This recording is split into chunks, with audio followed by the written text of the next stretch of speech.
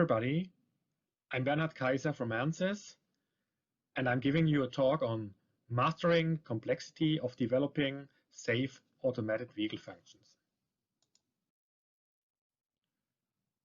Among the top challenges that engineers are facing today when developing ADAS or high level of automation function are increasing complexity of such systems, novel hazard courses, and agile adaptations leading to a broad variety of system variants and very short development cycles.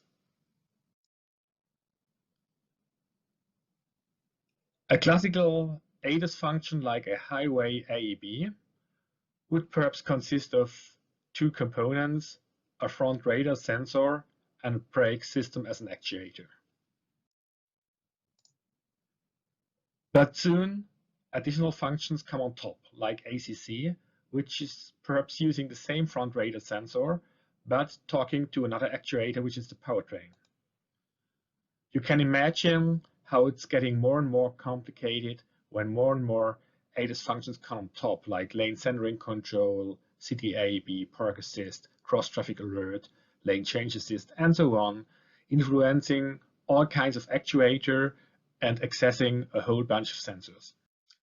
To cope with this ever-increasing complexity, many car makers have shifted towards a function-oriented development paradigm, which means that they are developing the requirements and functional concepts for the ADAS features one by one, then consolidating all of this in a vehicle architecture that acts like a switchboard and then gives detailed technical requirements and interface descriptions towards the different sensors, actuators, and electronic control units in the car.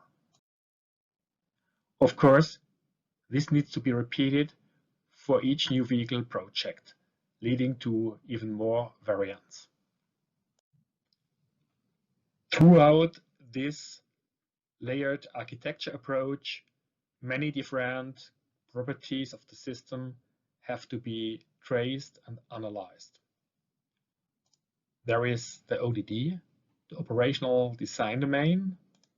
There is, of course, the different features that need to comply to certain requirements, user expectations, and homologation requirements. There is the performance that needs to be sufficient for the different traffic situations, for example, the detection, distance, and accuracy. There is obviously the cost of the total system.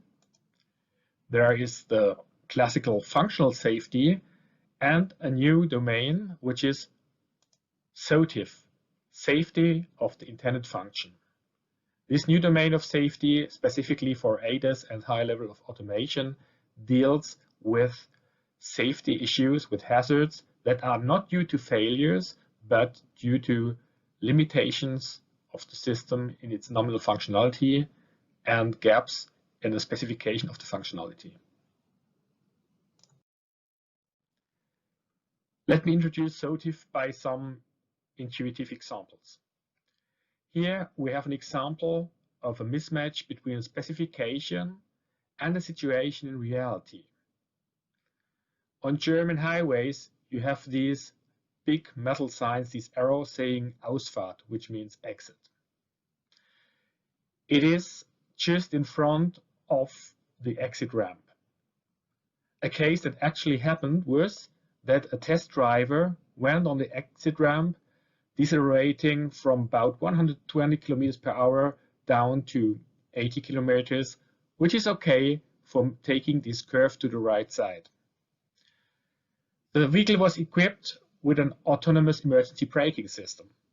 It was programmed in a way that when there is an obstacle in the way and the driver is not braking strong enough, the system would help and engage to an autonomous emergency braking maneuver. So it was not a problem of perception. The sensors could clearly see that sign, but it was a problem of understanding. Objectively, everything is okay. The driver had the situation under control, but the system thought the drive was not braking enough and caused an emergency braking. Had there been a vehicle directly after the test vehicle, this could have resulted in a rear crash. Another important subdomain of SOTIF deals with weaknesses and limitations of sensor performance. First of all, sensors have their natural limitations of their normal performance. For example, a camera is characterized by field of view, a contrast resolution, light sensitivity. This is naturally limited depending on the quality and therefore the cost of the camera. This can be further impacted by weather conditions. For example, fog or heavy rain can impair the range of view of a camera so that it is in the actual situation lower than the nominal value from the data sheet. We are still not talking about any sorts of defects. It's just the nominal behavior of a camera. More than that, sensors are also susceptible to disturbances that can make them blind or fool them in any way. One example is that blinding sun, like you see it here on the picture, can drive a camera sensor into saturation. Therefore, darker objects in the front may be overlooked. Another example is a reflection from a Coke can on the road that may appear to a radar like a massive obstacle, like a concrete wall we are hitting. But in reality, there's just a tiny little object and we could just run over it.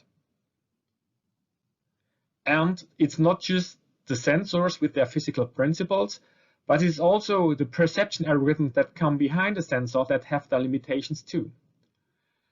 Typical examples are the statistical false negative rate of a sensor, which means the probability of failing to detect an existing object.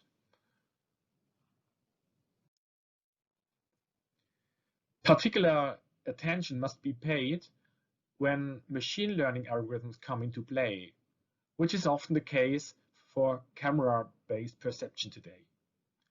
Here we have two pictures, an original scene on the left side and on the right side a slightly modified picture. You will barely notice the difference. Actually, you can see it by the shadows of the leaves and on the path that we have added a little bit of haze, which is like a little bit of noise. You can see the detection range, which is very close to 100% in the left picture and much worse in the right picture. Same for false positive rate, for non-existing objects, which is much higher on the right side. So we have to conclude that these networks can behave totally unpredictably. A strong detection, for which a neural network has been trained, can become extremely weak after introducing some barely perceptible environmental changes.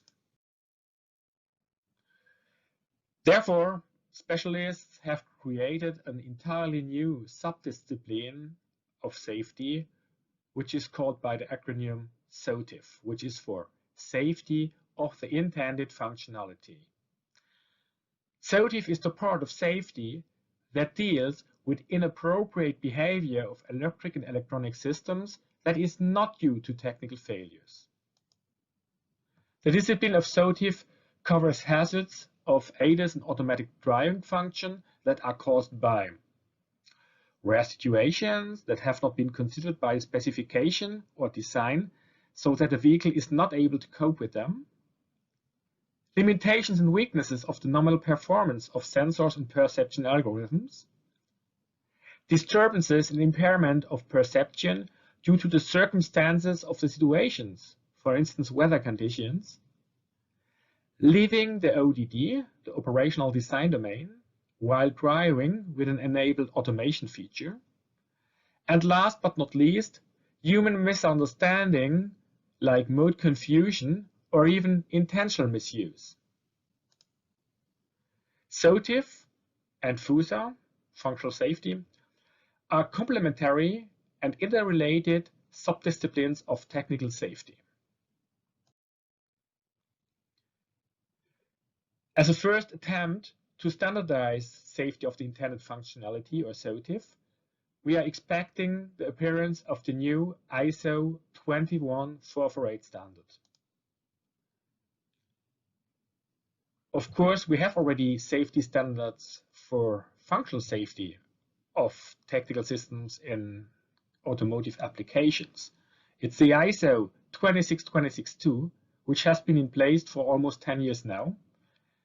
And it covers hazards that arise from malfunctions due to failures of the EE system in vehicles. This standard is still required for ADAS and automated driving. It will not become obsolete. But on top comes ISO 21448, which is for SOTIF.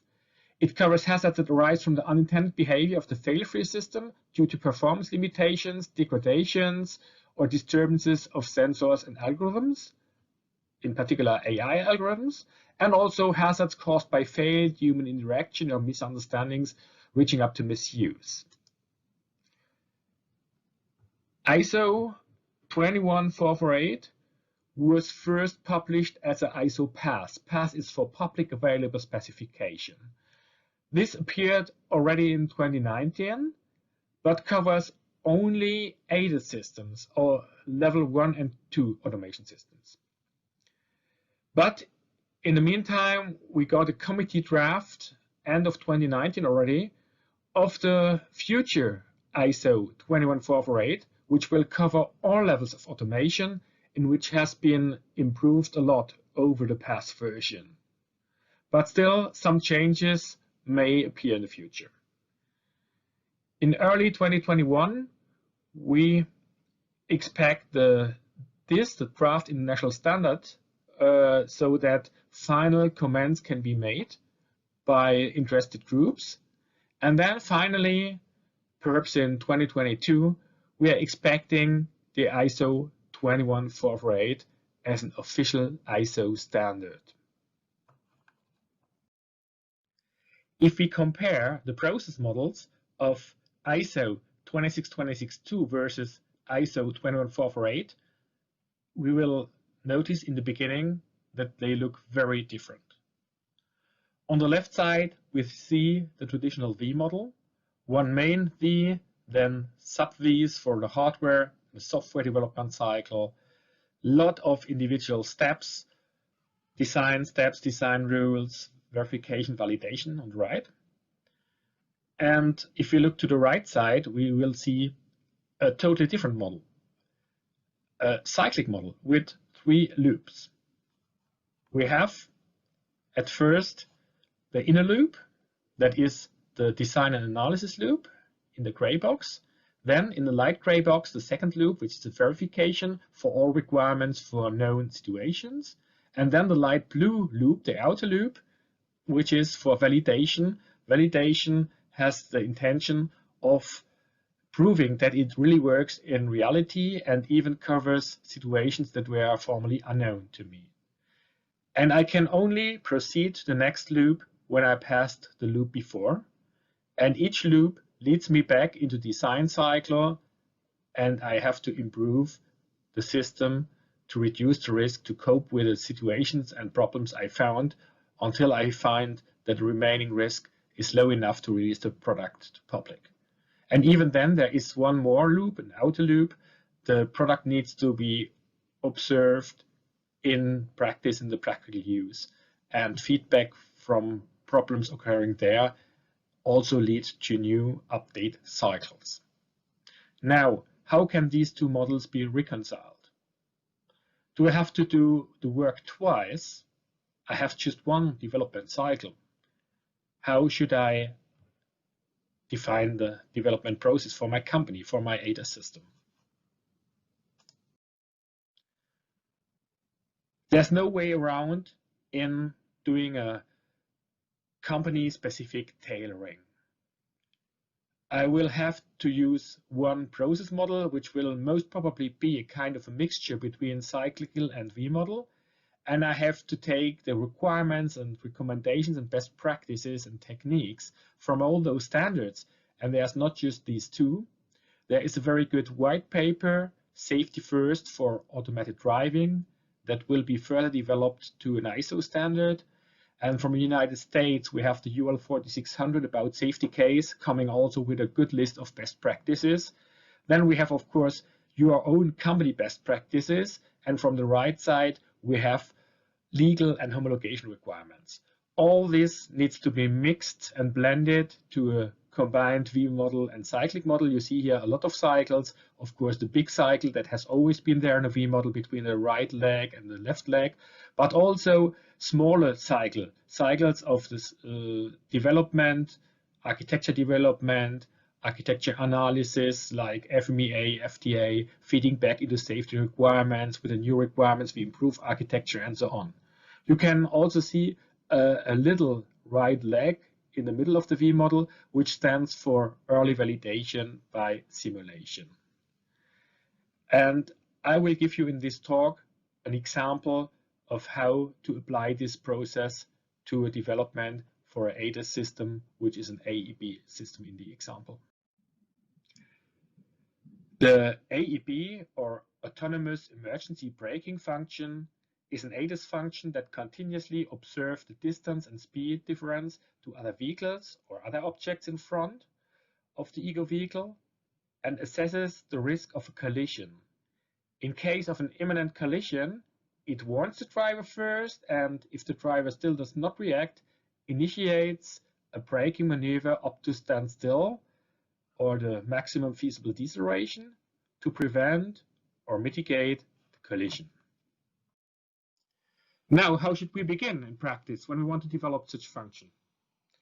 It all starts with the ODD. ODD is for Operational Design Domain, and it encompasses all target countries, road types, weather conditions, objects that may be around, speed ranges, and so on.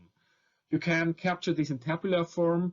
Of course, it is better to have it in a formally structured approach. We are working on a format called OpenODD, together with many players under the umbrella of the ASAM. And in OpenODD, you can specify all details and all parameter ranges that are relevant. As important as ODD are typical scenarios. Like here, this is one of the many situations that are relevant for an AEB. It is approach from behind on a standstill vehicle. This is directly taken from an NCAP crash requirement.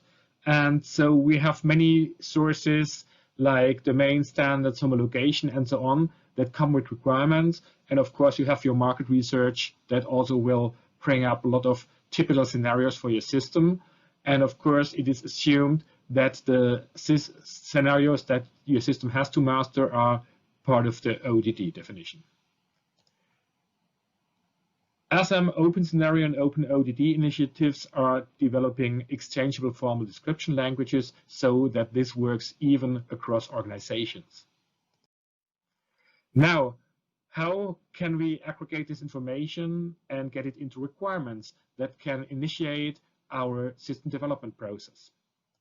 We have the different sources like market research, legislation standards, observation of competition, and if you are tier 1, then certainly you will get requirements from your OEM, and not to forget expectations of end users. All of this needs to be pre-processed, sorted, and formalized, and put in a database.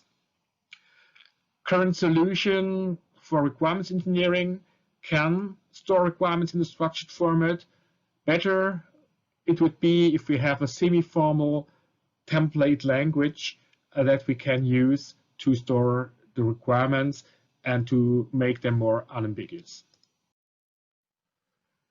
Requirements are structured. You can see here a tree structure. You can see certain attributes classifying requirements. You have in later phase of the process already an ASL. You have an implementation or approval status. And if we take one example of a high level, so we are still on vehicle level, of a high level requirement for autonomous emergency braking, it could read like, when the system has detected the possibility of an imminent collision, there shall be a braking demand of at least 5 meters per square second to the service braking system of the vehicle. This is clearly something on the high level. It doesn't tell you what are the performance requirements for a sensor, what are the algorithms for decision making, what's performance of the braking. We will have to develop all of this. To do so, we start with the functional architecture on the highest level.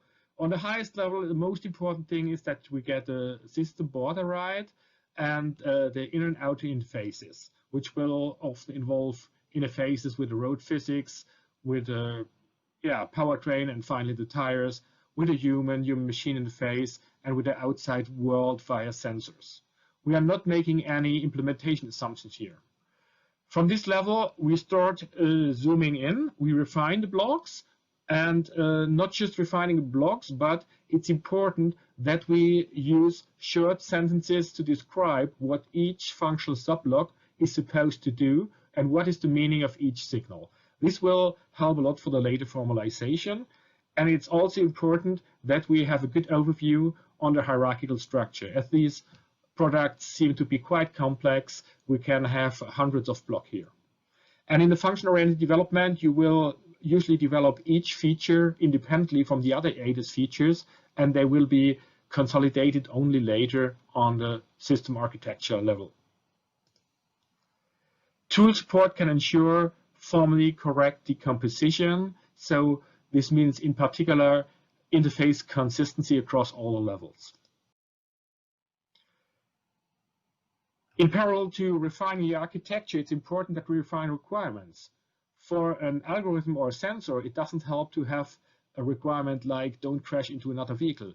You have to know about the accuracy, response times, which objects to detect. So by systematically going step by step through the architecture decomposition and writing requirements on the level of each block, we will arrive at more concrete requirements, like this one, for instance, the target object selection. If you remember, this was one of the function blocks on the picture I showed you. This block, the target object selection, shall provide the delta speed of the target object. Of course, that's not all. It will have to contain more specification. How do I know what the relevant target object is? And what is the accuracy and the unit of the delta speed? And so on. We need to refine this on the functional level. Otherwise, we will end up in a mess when we try to consolidate with other ADAS feature requirements. It can also be helpful to use early modeling like this state machine. Of course, this is not the state machine with all details that will finally go into the ECU software, but it is enough to animate, to illustrate the behavior, to check the use cases that I identified, and even to run an early validation by simulation. And this is really a benefit. Look at this. This is an animation made with our tool VRX. We are applying one of that NCAP scenarios, NCAP CCRS. This was the one that I have shown you in requirements. And this is already some real control algorithm and a real state machine that I just showed you, but of course without real sensors. We are just operating on the ground truth.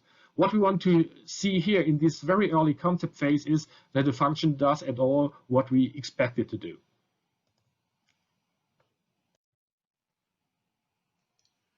Based on this, we have a quite good item definition that is the starting point for safety process according to ISO 26262. For the SOTIF standard, ISO 21448, a slightly different name is used, but it's the same intention. So I'd say you can use the same item definition, the list of functions, of scenarios, of ODD, and the preliminary architecture you have so far to start your hazard and risk assessment. And in our experience, it is fully possible to have a common HARA for both FUSA and SOTIF. Only difference is that eventually the SOTIF HARA will grow bigger and bigger over the time and will have to involve more situations. But in general, you can start from the same ground to get a first list of hazards and resulting safety goals, which are the top-level safety requirements. And on this function level, it's not even necessary to distinguish between hazards regarding SOTIF and FUSA, and also top-level requirements are the same and are first refined only on functional level before we later branch into the SOTIF and the FUSA when we come to the technical level. On this video, you see then a safety analysis starting from the HARA. This is a fault tree. We have here an existing branch.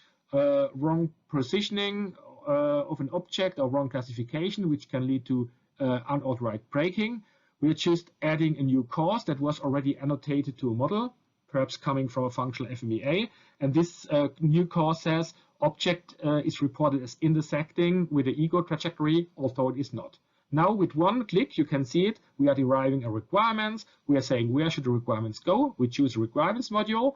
And then the requirements is here. We can access it in the browser. And then we can drag it into a requirements decomposition diagram. In this diagram, you can see step by step how the more detailed requirements together fulfill the higher level requirements and finally the safety goal. So it's not just a list of requirements, it shows you why we fulfill it. What's the argument? We can change, of course, to a tabular view. And in the tabular view, it looks like in all major requirement systems. You have the requirements, you can add the attributes like the ASL that can be auto-populated. You can track the acceptance status and so on. And here you see you can export it to different major requirements management systems because it's essential that results from safety analysis will be fed back into the regular development process, functional development process, because it must be assured that somebody cares for these requirements and then gets the task to implement improvement to the systems for that problem course we have identified. And here we jump back to the model and implement an improvement. On the left side, you see the first iteration of our function. And if I show you now the second step, you will see here I have marked the new blocks and the changed blocks in yellow color. We have now added a trajectory prediction that predicts the trajectory, the corridor where I'm going based on the steering angle. So we need a new import interface, need to connect a new sensor, which is the steering angle. We need to modify the target object selection so that it only accepts target objects that are inside the boundaries of our driving corridor, and a new block that determines where I'm going. By doing so, I hope to prevent the problem course of getting a car reported as intersecting with my ego driving lane, although it is on the neighbor lane or the road shoulder. Now let's validate if it worked, the improvement that we made. Look at the red car. It looks the green car is just in front, but only if you don't consider the road bend. And the red car braked, which was not correct. It braked for nothing. The green car was not a hazard. It was on the road shoulder. If we run the simulation a second time in the lower picture, I have to start it now. Okay, it starts. You see the red car once more, and this is the modified architecture with a trajectory prediction. Look at this. Now the green car is in front, but the red car is totally unimpressed and just continues riding at full speed. So we can see immediately the effect of what we changed and that we were successful in preventing this hazard. Please notice that this hazard here, braking without a reason for an object which is on the road shoulder, was not a technical fault, nor was it a performance limitation. It was just an incompleteness in the specification, which is among the most frequent hazard causes for automated driving system. Next thing is then the technical allocation. When all ADAS features for my vehicle project have been defined and checked in the way that we just did, then I need to consolidate the requirements and I need to consolidate the architectures. To do so, I'm doing a mapping, we call this an allocation, of function blocks onto concrete technical components. For example, the function perception could be allocated to kind of a radar sensor. These functions here in the central area, which will most probably be implemented in software, go to the main ADAS ECU. The lines from the pictures will become buses like CAN buses or high-speed multimedia buses. And of course, the brake actuation will be mapped on the traditional electronic hydraulic braking system of the car that is already there. And now we have to consider also technical failures, because now we are no longer dealing with abstract function blocks, but about true technical components, hardware, software, mechanics, sensors. Allocation of function blocks to technical components like sensors involves matching of the requirements that come from the function, like view angle, resolution, qualification times, distances, onto data sheets for the available sensors, or requirements to develop new sensors. And of course, this also needs to be verified by tests and simulation. A particularly difficult job is to consolidate our requirements and to match them on a whole set of sensors that provides the necessary level of diversity and redundancy that we need for safety. This can be done by what we call a trade study. We have different parameters like the cost, the size, range, resolution, or susceptibility for certain environmental conditions like snow or fog or rain for different sensor technologies.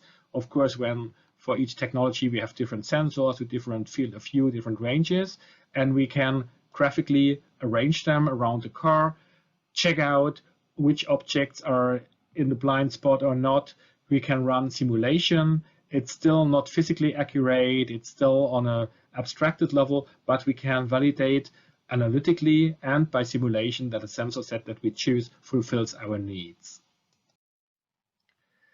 When we are on a technical level, we will eventually have to split up between FUSA, functional safety, and SOTIF, safety of the intended functionality, because technically it does make a difference.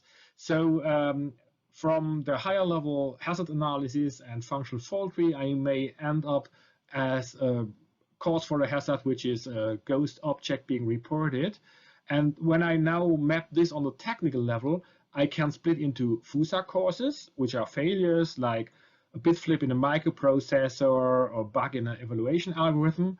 And on the other hand, the SOTIF causes. SOTIF causes are usually combinations. You see it by that AND logical gate on the right side.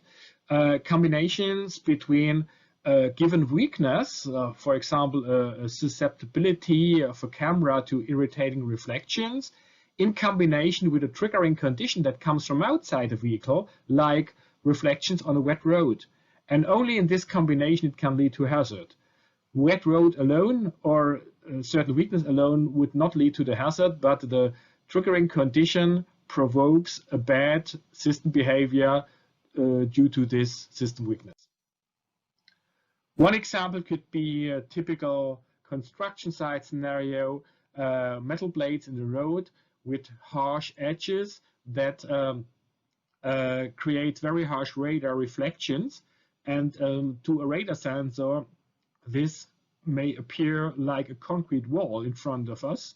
Also, it's perfectly overridable. We can use weakness analysis for sensors to find out such things and find out the corresponding triggering conditions. We can use techniques here for the SOTIF that we have successfully used for many years for the FUSA domain. Here you have a cause-effect net that is perfectly synchronized with tabular representations in the style of a FMEA. And you can follow here from triggering condition to intermediate things, detection of a ghost object, going up to the vehicle level malfunction, which is unintended braking. This explains why exact this is a bad thing and at which points we can interrupt the chain of bad consequences and improve the system. So accordingly, from that analysis, we will again derive requirements. For example, the AEB function shall break only if an object has been confirmed by two diverse sensors, so that we are immune against such radar echoes that can trap the radar, but not a camera, for instance. Again, we have continuously to loop back into the architectural design and improve our model. Here you can see that we replace our single sensor, which was a radar, by a combination of two sensors of diverse technology, radar and camera, and a sensor fusion. Of course, this has to be aligned with other ADAS functions that want to access the same data from sensors. And by doing this, we can then immediately validate that we have improved the system and this effect is gone. Here we see a simulation at nighttime. At a certain moment, here you see, yeah, here it comes, the metal plates coming, and you can see on the radar here on the right, you say we saw a radar histogram and the effect was there, but obviously the camera did see nothing, so the object was not qualified and we did not break, so everything okay here. Then the technical refinement, of course, continues. We go inside the sensors, the system on chip, the ECUs, microprocessor, FPGA, whatever, into the hardware and the software.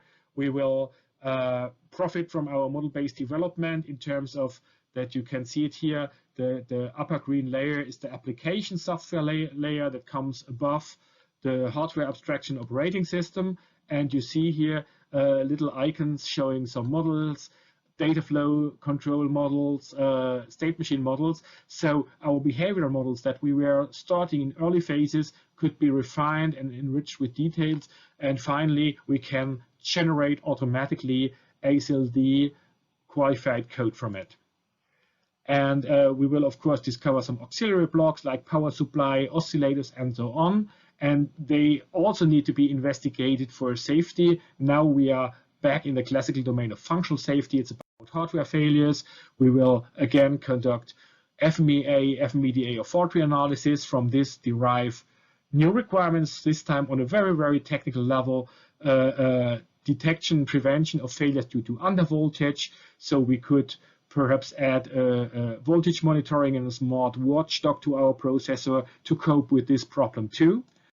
And then we will, last time for today, improve our architecture. You see here some blocks, watchdog integrated circuit have been added. And again, this is verified by simulation, by fault injection testing on a hill. And finally, we can generate our code and we can design our sensors. Here we see the improvement in the picture. The whole thing is, as you have seen, very cyclical. We start with requirements, we go to architecture tool. The architecture is directly imported and used for different kinds of safety analysis. From safety analysis, we have resulting safety requirements to improve the system. And with these requirements, the architect goes in another iteration of architecture modeling, and this loop repeats until we find no more critical hazards.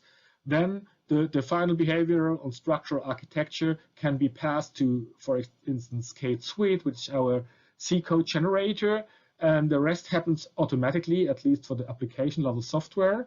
And from the safety requirements, we can also derive test cases for fault injection, or in the SOTIF case, situations, scenarios to test our vehicle. And this will serve as a kind of a verification for the function we have created. This was only the left leg of the wheel. I could keep talking for hours, but the time is over. Of course, we have also considered the right side, which is about different levels of integration, testing, model-in-the-loop testing on software level, integration testing with Hill, and finally closed-loop simulation of traffic scenarios and real test rides on public roads then. But this is beyond the scope of this presentation. I just want you to take home for today. A model-based process is the backbone for analysis and simulation activities. Nominal functionality, FUSA and SOTIF are constantly evaluated as the design progresses. Early identification of specification gaps can happen through early simulation based on the models we've made. And a quick comparison of solution alternatives and change impact analysis is an asset that you have when you opt for model-based development with integrated analysis and simulation. Finally, SOTIF is not just test driving. SOTIF starts on the left leg of the V model with analytical techniques to find out the causes for hazards, as opposed to just doing a trial and error. It is important to keep your models modular because most probably you want to reuse them in variants or in successor projects. So modularity, not just of the models and requirements, but also of the safety artifacts and analysis techniques is key for systematic reuse and variant management. This was the end of my talk. I thank you for listening and I'm open for questions.